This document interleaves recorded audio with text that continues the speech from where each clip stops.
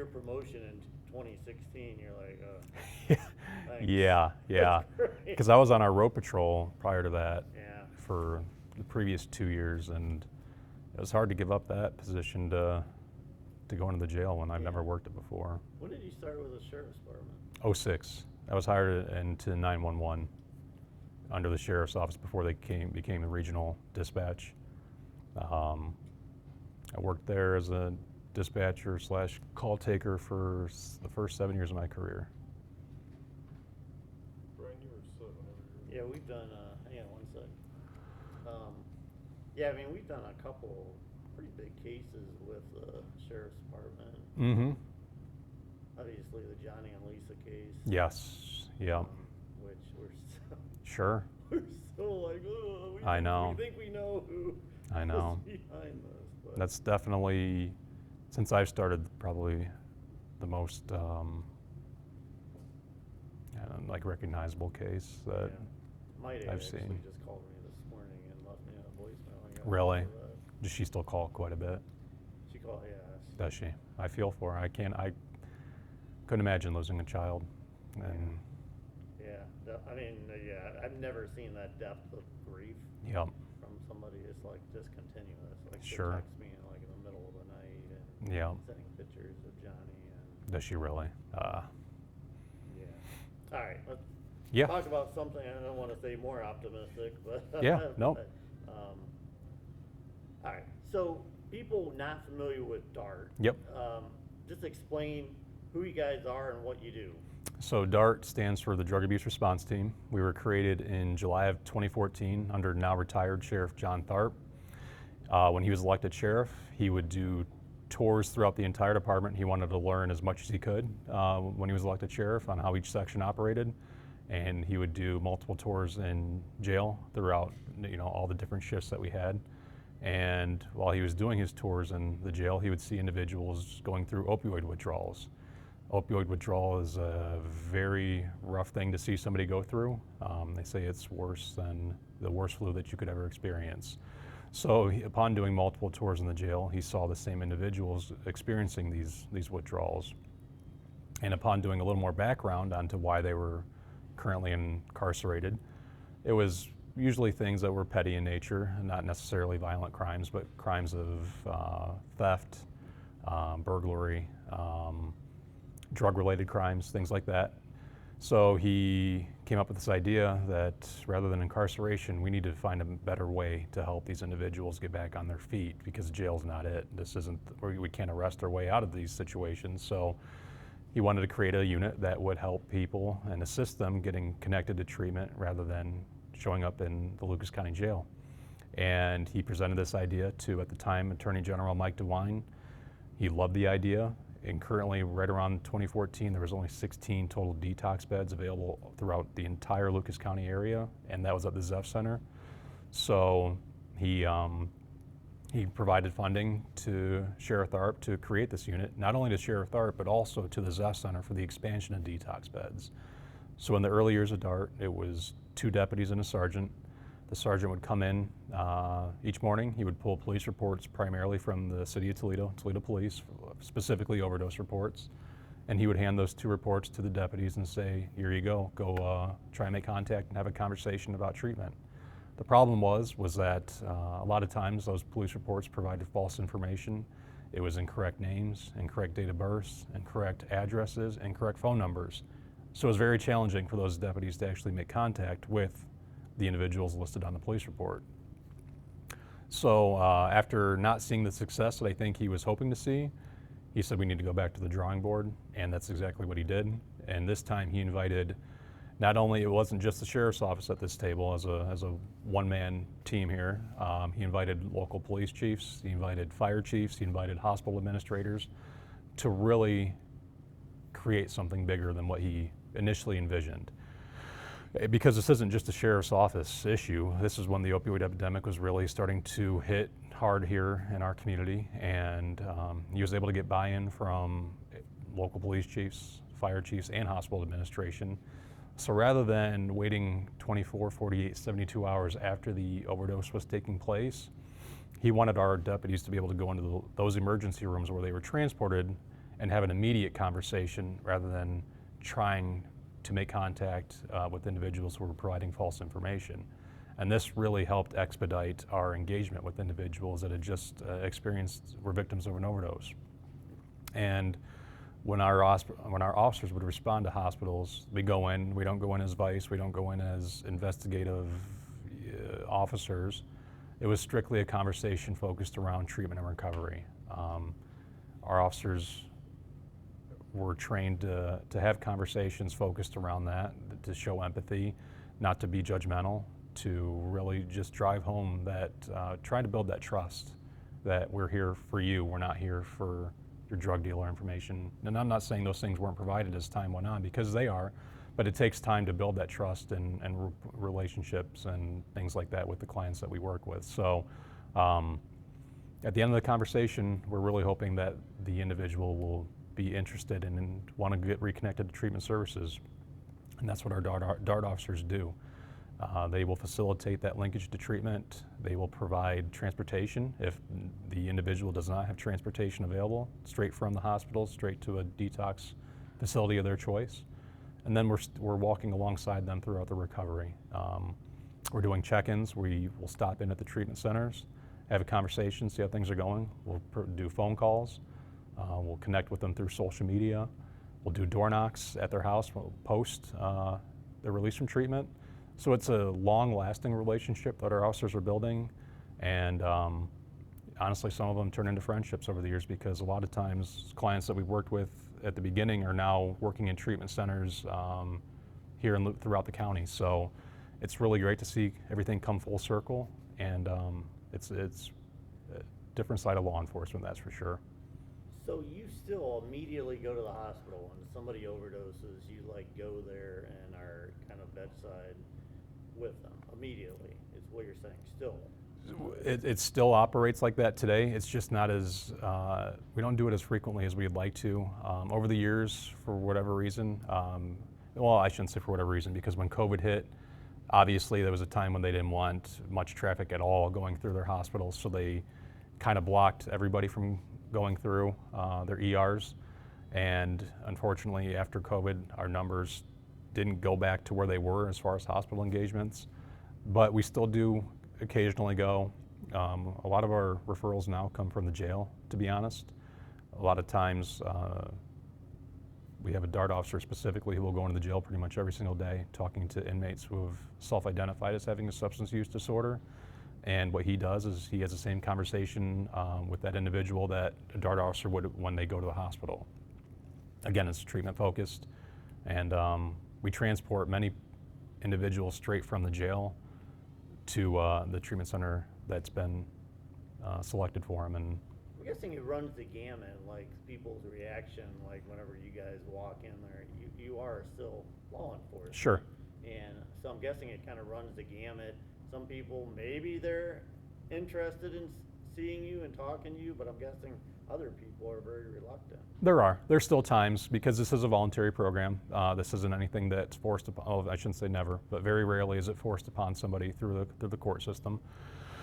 But you're right, and it did in the early years. That was the biggest challenge, was because building that trust was difficult. A lot of people viewed, because of the law enforcement side, that we were there for drug dealer information, we were there for vice, we were there to arrest. And thankfully, as the years have gone by, through clients that have came through DART, they'll talk and they'll let their friends know who may be going through the same issues that they are, that you can trust these officers. They're not there to arrest you, they're there for you in treatment.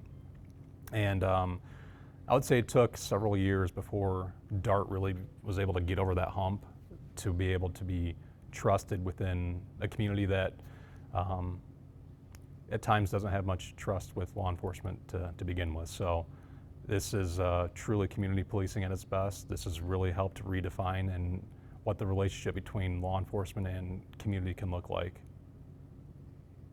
Yeah, and I'm guessing you just have tremendous partners in the community, because this probably can't work if you don't have, these treatment facilities, maybe in the fire department. I know you work with Lieutenant Reed. So talk about some of your relationships in the community. Yeah, so thankfully throughout my time in DART, I've had the privilege of traveling across the country, attending conferences, speaking at some of these conferences, and one thing that's amazing to me is how proactive Lucas County really is. And you're 100% right. We wouldn't be as proactive as we are if it wasn't for the partnerships and relationships that we have here established, not just with certain agencies, but pretty much all the entire treatment community together. Like you said, Toledo Fire has been phenomenal partner. The Toledo Lucas County Health Department has been a phenomenal partner. And we are part of a quarterly coalition, and this coalition meets with all treatment, and actually it's open to the public too. And it's great to see everybody coming together at the table for the same purpose and mission to help our community for those that are struggling with this disease of addiction. And we're very grateful, and it truly is a well-oiled machine that we have here in Lucas County compared to many counties, not only throughout the state, but across the country. Yeah. And, you know, this story idea came about because, you know, the coroner I think I had an email exchange with the coroner. He had talked about seeing overdose deaths coming down significantly in Lucas County, not just last year, but also this year, even more. So, you know, as people who are out there in the front line talking to people who are dealing with this, are you experiencing this, that it seems to be getting better out there? I personally think it is getting better. It's not great, I'll be honest about that, but it is getting better. Anytime there's a decline, that's always great for us to see. Obviously, what we want to see at some point will be 0 deaths from this. Unfortunately, that's unrealistic, but everything that's in place right now is doing such amazing work that's having a big impact from the Toledo Fire Department, from the Toledo Lucas County Health Department, from us, and all of our amazing relationships that we have with every single treatment center here in Lucas County is just, it's unlike many communities, unfortunately, throughout the state. And we are very thankful to be able to have somebody call us, say, I'm ready to get in treatment, and all it takes is a matter of a minute or two to get them connected to treatment and into a detox facility. It's amazing. So you've been doing this since 2018. Mm-hmm. So it's about 7 years. So how has the war on drugs, you know, changed in a 7-year period? What looks different now about it? Sure. So for us, not being the enforcement side, we are very appreciative of the task forces that are out there that are going after the dealers. I know they're doing hard work on a daily basis, making sure that drugs are coming off the street. There's still ways that our clients are obviously able to obtain drugs, but what we've really seen shift over the years is when I was first assigned to DART in 2018, it was all heroin. I mean, that's what all of our clients were using. As time has gone on, we don't even hear heroin anymore. It's all fentanyl or pills, and now it's starting to turn to coke and meth. So I feel like drugs are always evolving. There's always going to be trends that go up and go down. We're starting to see, like I said, a little more of the coke and meth coming in from clients that we're working with. But we now have inmates tell us, not inmates, clients tell us that they are seeking straight fentanyl. They know what they're taking because prior to that, they didn't know that there was fentanyl cut with their heroin. So now that's kind of been a huge shift. Thankfully, though, there is harm reduction out there. The Toledo Lucas County Health Department provides Narcan free of charge. Actually, they have mail-in opportunities as well for Narcan.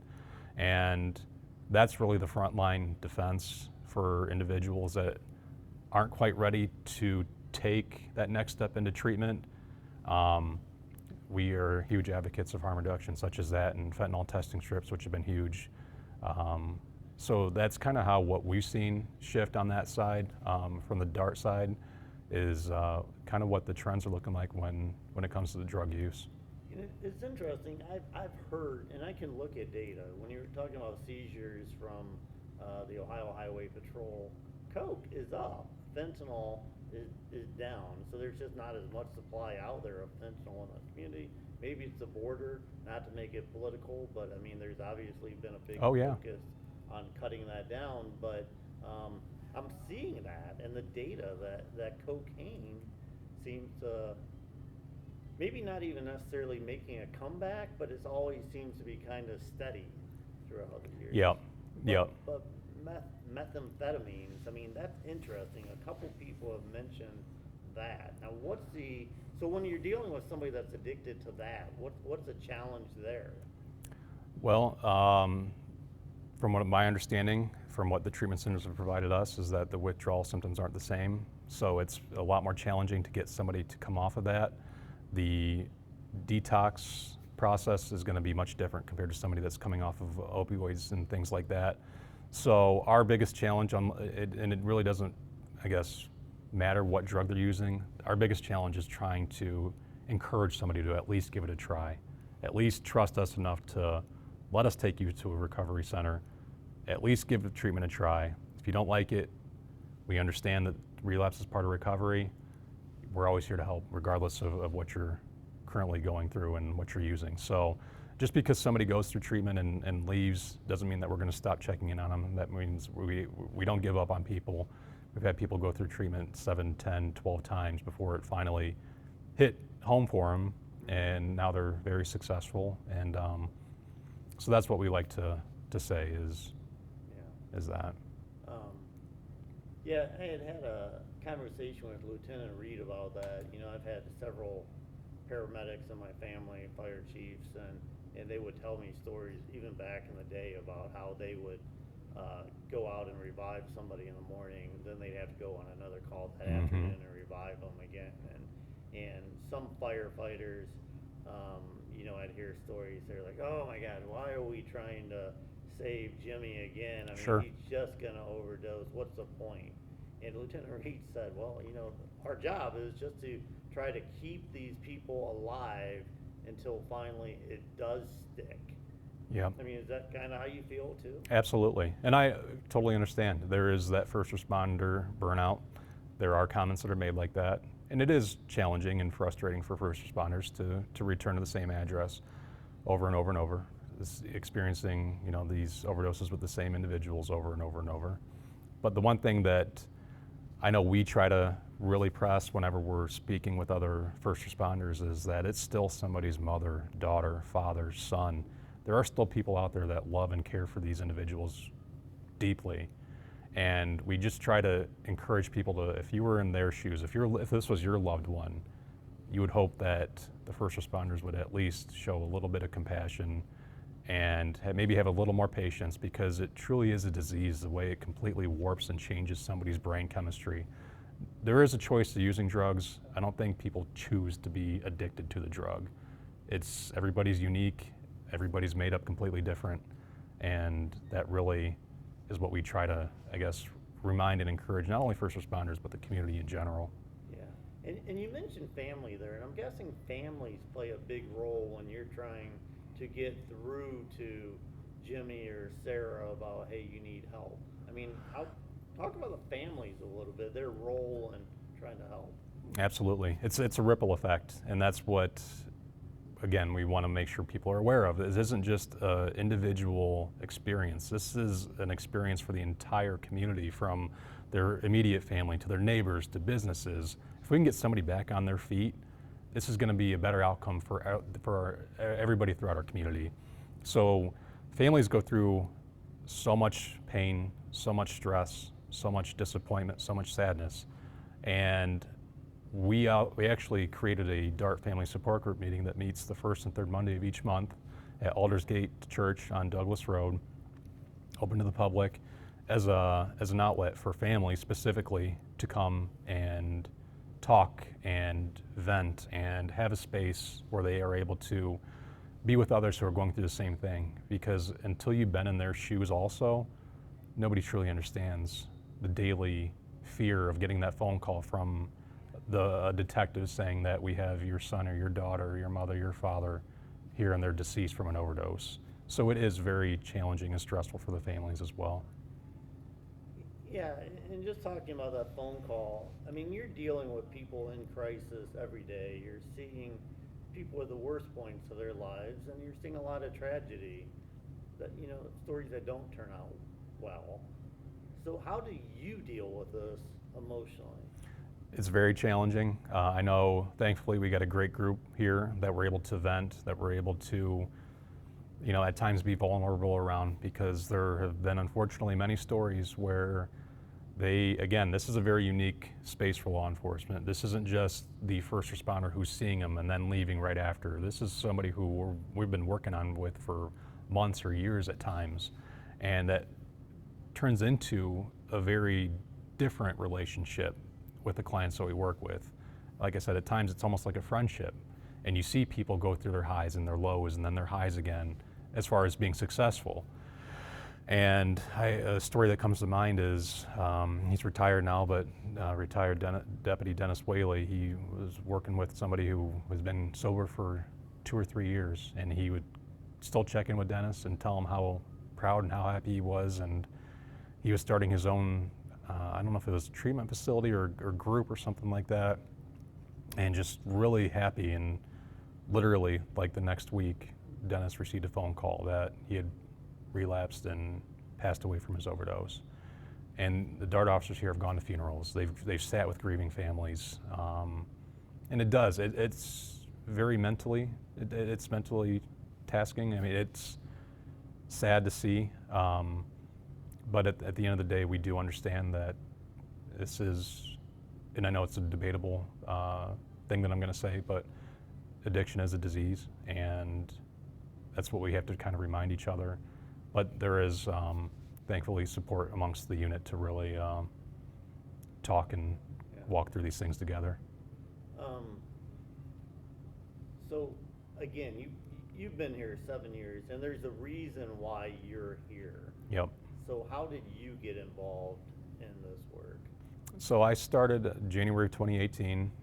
At the time, there was a letter of interest put out for all command to list your top 3 most interested positions, and DART was my first choice. And at the time, there was just happened to be an opening, so it was it was a right time.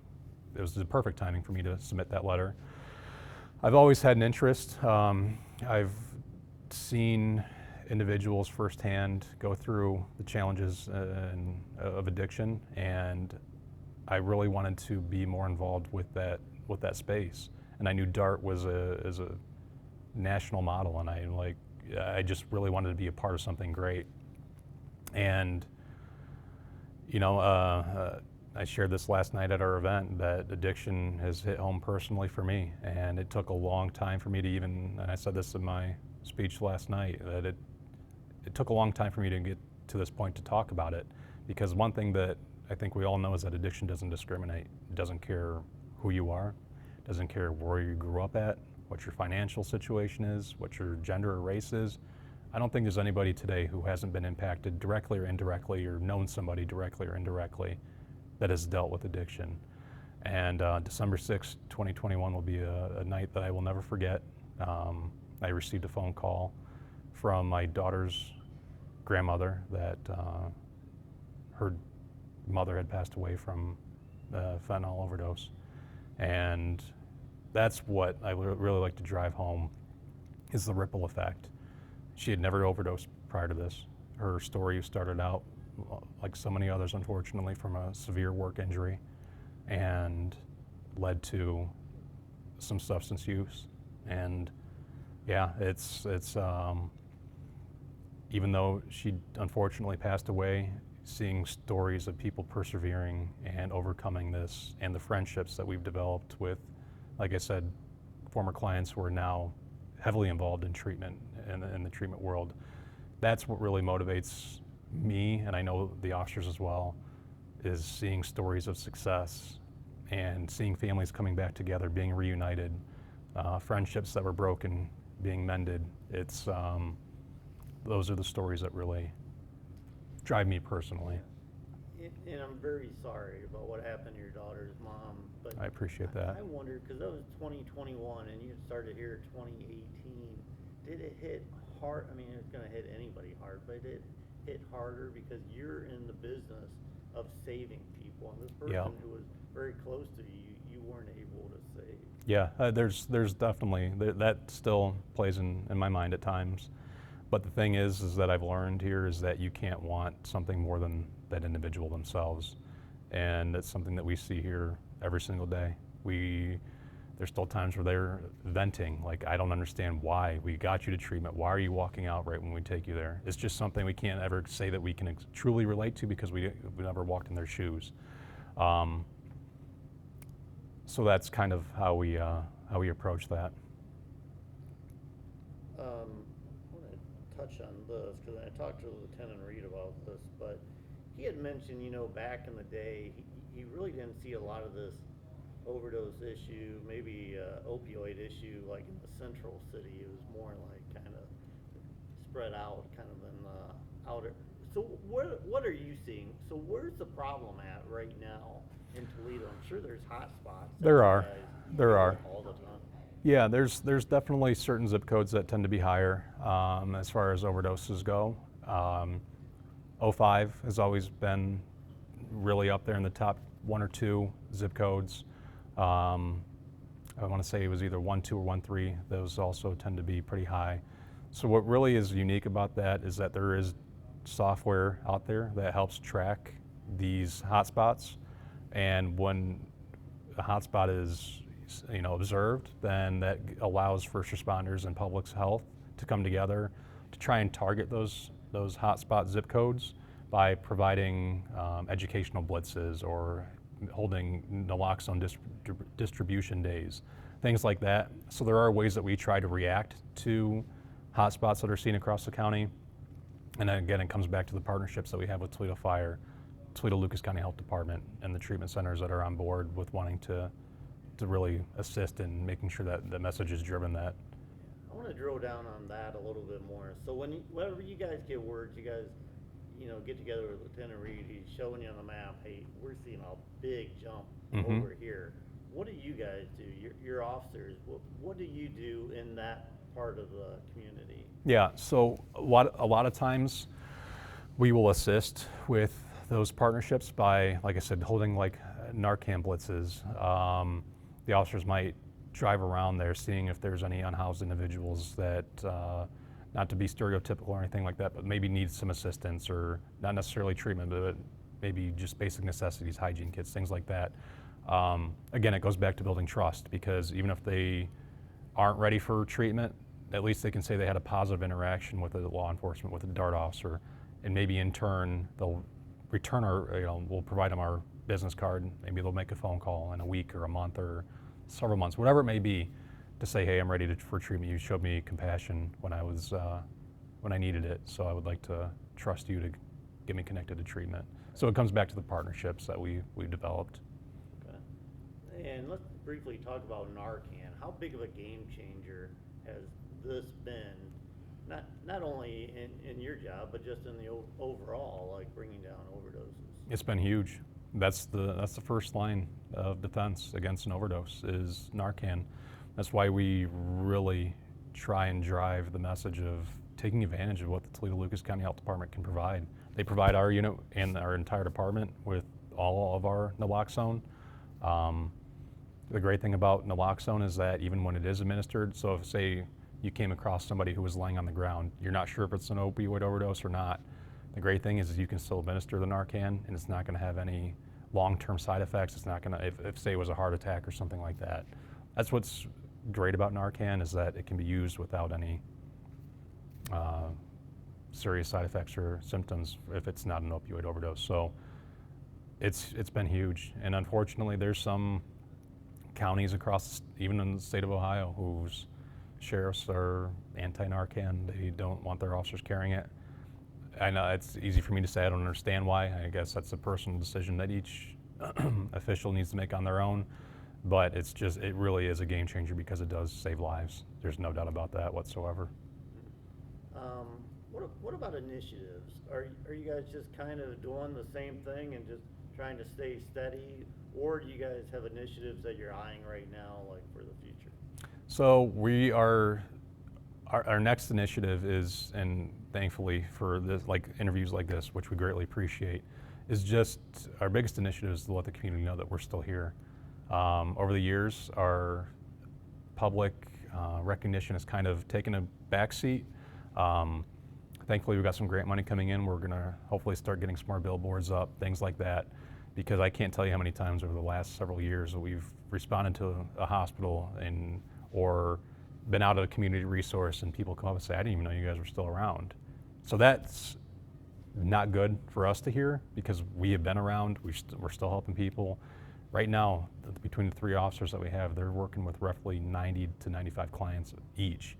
So they have a heavy caseload, we just really want to make sure that the community knows that we're still here and that we are still working diligently day in and day out and trying our best to help people get back on their feet. So if a wife, her husband's in jail, he's in there, he's got a huge drug problem, he held up a store or something, and now he's in jail, and the wife's like, I don't know where to go. Can she reach out to you guys? She could reach out, see, and that's kind of where the problem lies. If it's a violent crime, unfortunately, there's probably not much we're going to be able to do. The court process has to play out at that point.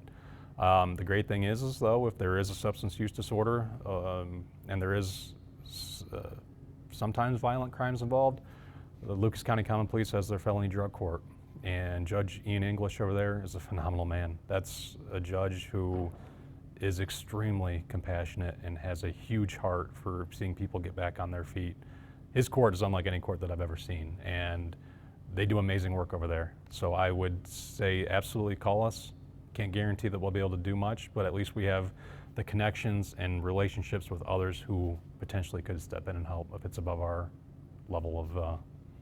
So let's leave it with this. What kind of message you want to leave to, for people in Lucas County or anywhere that see this story? What's the message about addiction and recovery possibilities? Sure. I would like to really drive that, again, addiction doesn't discriminate. Do not be ashamed of you or your loved one that's going through this. There are several other individuals and families going through the exact same thing. Help is extremely available here, thankfully, not only from us, but from all the treatment centers, Toledo Fire, Toledo Lucas County Health Department. You're not alone.